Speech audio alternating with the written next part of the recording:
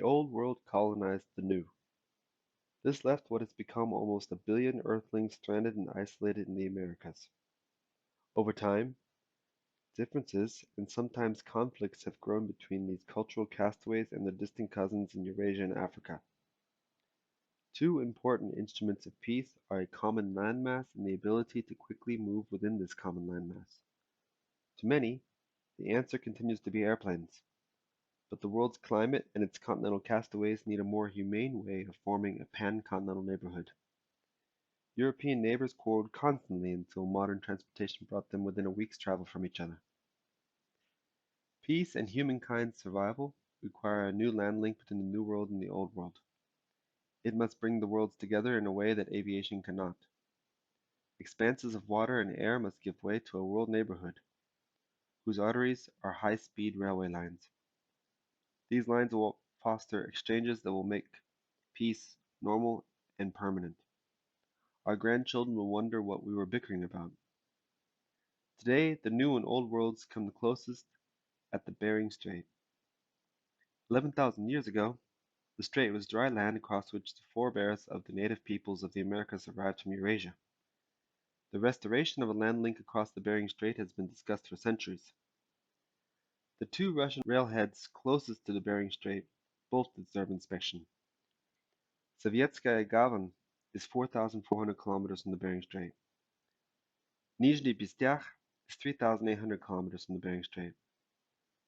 Today, both these railheads are important endpoints of the Eurasian railway network.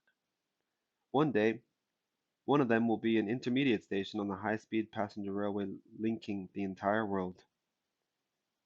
Every step of the planning surprised me during the first notable pandemic in a century. I got a visa, although residents of the United States cannot get visas at the moment. I flew to Moscow and was the only visitor in line for the passport control from non-Russians. I was admitted with no problem at all.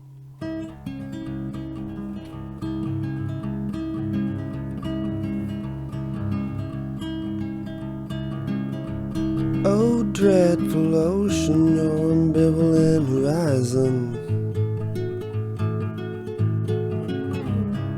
Devour our ships, devour our coasts. Squander our wanderlust, magnify our distrust.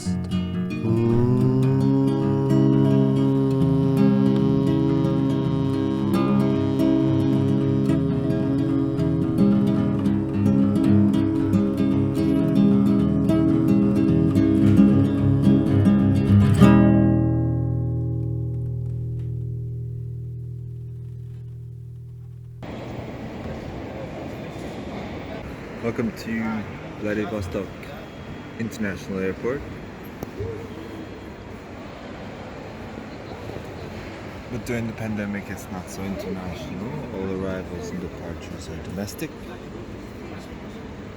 But you can tell that there was a lot of flights, a lot of activity going on before the pandemic out in the country.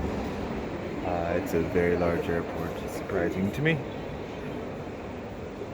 I've been traveling now 22 hours.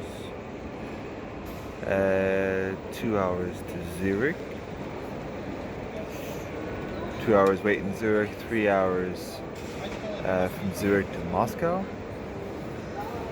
Then 3 hours between Domodedovo Airport and Sheremetyevo Airport in Moscow. For 90 kilometers in a taxi, it costs about 30 euros. And then just now an 8.5 hour flight from Moscow to Vladivostok. I have the impression they avoided flying over Chinese airspace, and therefore we flew 2 hours longer than we would have had to on a Great Circle route. I'm not complaining, we got here in time. It was just fascinating to see the hook that they made around the corner of the country, around Khabarovsk. I have about 2 hours here to drink some ginger tea.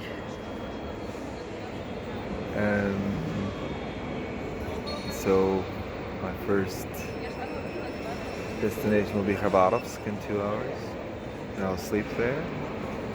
And then after that, tomorrow I'll fly to Soviet Harbor, Sovietskaya Gavin. And from there take the train back towards Yakutsk over the next few days. I'm really excited about it. I like this region of the world a lot. The food, the mixture of the culture. So you can hardly tell if it's Asia or if it's Europe. All the signs are in Chinese and Korean at least. If not also Japanese, I can't really tell. And English is a little bit of a subtext, or a little bit of a afterthought compared to the many other languages they have here. This is quite new. You see it often in other airports where you have cages for smokers, cigarette smokers, and they put them in cage. This is a cage to put your children in. Some toys, a TV, maybe even a game console. Wow, what an amazing philosophy. Put your kids in the cage and have a calm lunch. Yeah, it's in a restaurant. Awesome. Vladivostok Airport. Upon arrival in Khabarovsk, I went down to the waterfront and looked across the Amur River, which for many, many kilometers is the border between Russia and China. This is downtown Khabarovsk. Afterwards, after 30 hours of being awake, I fell into my hotel bed.